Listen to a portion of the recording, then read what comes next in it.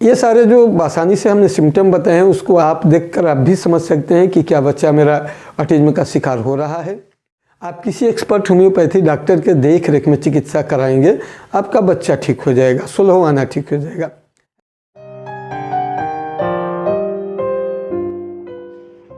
Hello friends, नववर्ष की ढेर सारी शुभकामनाएं। आज फिर आपके लिए हम एक नए विषय लेकर आए हैं। आज का विषय है ऑटिज्म। ऑटिज्म की संख्या बच्चों में दिन प्रतिदिन बढ़ती जा रही है, तो हमने सोचा कि ऑटिज्म विषय पर एक वीडियो बनाना ज़रूरी है, भेजना ज़रूरी है। तो चलिए हम चलते हैं बिना देर किए, आज ऑटिज्म के बारे में जानते हैं। ऑटिज्म मुख्यतः बच्चों में होने वाली एक बीमारी है और मूल रूप से यह न्यूरोलॉजिकल डिसऑर्डर की बीमारी है। इसमें जो है सेंसरी जो नर्वस सिस्टम है, जो न्यूरॉन्स हैं, उनका जो कम्युनिकेशन ठीक से नहीं हो पाता है। बच्चे की एक्टिविटी जो है वो नॉर्मल नहीं हो पाती, कम्युनिकेशन गैप दिखने लगता है। ऐसी बीमारी जब बच्चा इस तरह आप देखें हरकत करने लगे तो समझे कि मेरा बच्चा जो है ऑटिज्म का शिकार हो चुका है। कभी कभी बच्चा काफ़ी हाइपर होने लगता है। ये भी ऑटिज्म की निशानी है। आप बच्चे को कोई खिलौना देते हैं तो आप जिस तरह से खिलौना देते हैं वो बच्चा एट ए टाइम उस तरह की अभिव्यक्ति नहीं कर पाता है। आप वो बच्चे के कान के बगल में आप बोल कर देख सकते हैं तो लगेगा कि बच्चा आपकी आवाज़ नहीं सुन रहा है, और वहाँ एक भ्रम पैदा हो जाता है कि बच्चा कान से नहीं सुन रहा है, जबकि ये दरअसल बच्चा ऑटिज्म से ग्रसित है। ऑटिज्म से ग्रसित होने के बाद भी बच्चा को लगेगा कि वो कान से कम सुन रहा है, या फिर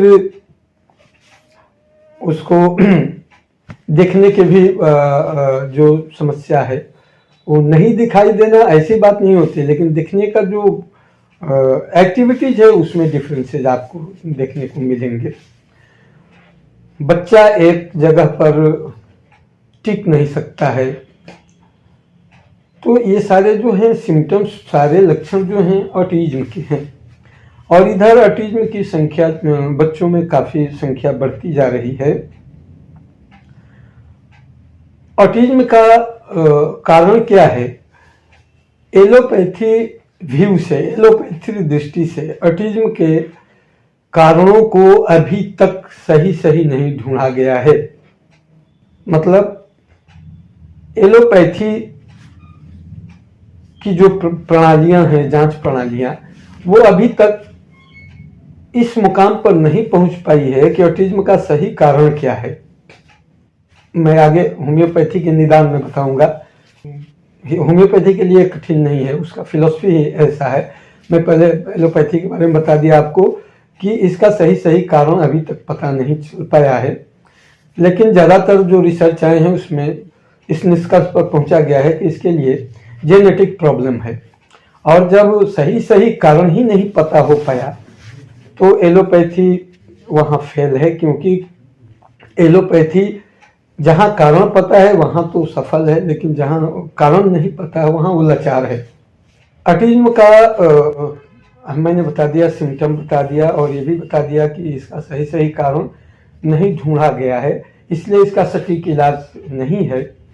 और इसके लिए कॉरेस्पॉन्डेंस जो तरीके हैं उसको अपनाया जाता है, थेरेपी के लिए भेजा जाता है, लेकिन साइंटिफिक व्यू से वो बहुत कारगर होता नहीं है। अब मैं बता रहा हूँ आपको होम्योपैथी व्यू से। होम्योपैथी ने जिस तरह से तमाम बीमारियों का वर्गीकरण किया है, डिफरेंशिएशन एंड इंटीग्रेशन किया है, जिस तरह से डिग्रीज बनाई है, उस तरह से कोई भी बीमारी इसके उपचार क्षेत्र से बाहर नहीं जा सकती।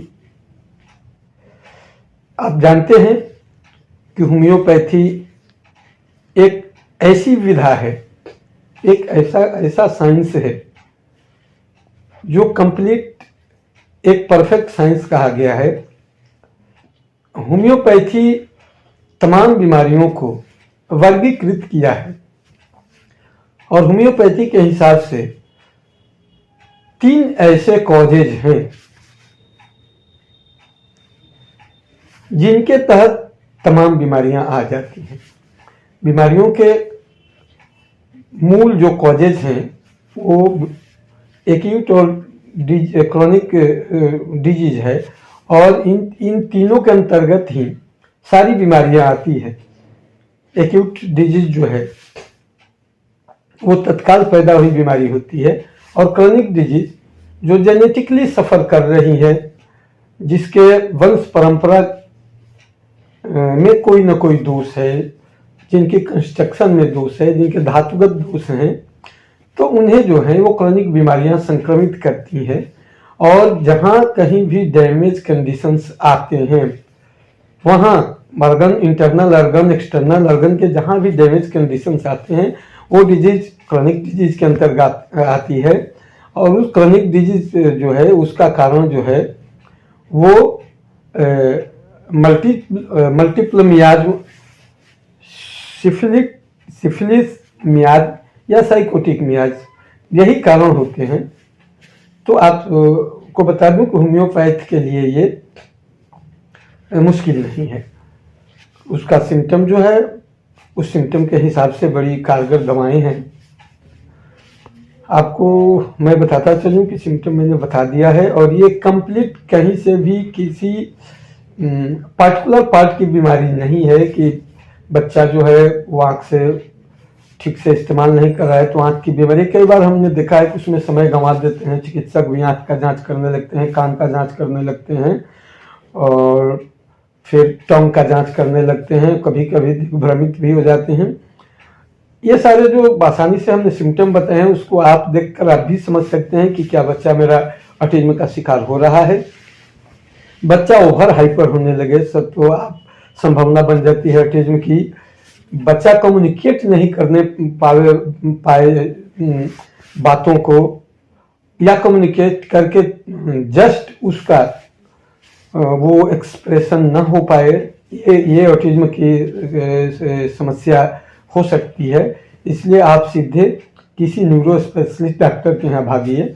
इसका सटीक कोई भी अभी तक जांच हो नहीं पाया है और न सटीक इसका कारण है। ऑटिज्म की संख्या काफ़ी बढ़ती जा रही है और मैं आपको बता दूं कि इसका होम्योपैथ में बड़ा ही सटीक इलाज है, सटीक दवाएं हैं। चूँकि होम्योपैथी जो है वो एक सिम्टोमेटिक विधा है और इसके दवाओं के चुनाव में कई मेरिट बनाने पड़ते हैं, कई पास्ट हिस्ट्री लेना पड़ता है बच्चे के mother, father, grand mother, grandfather.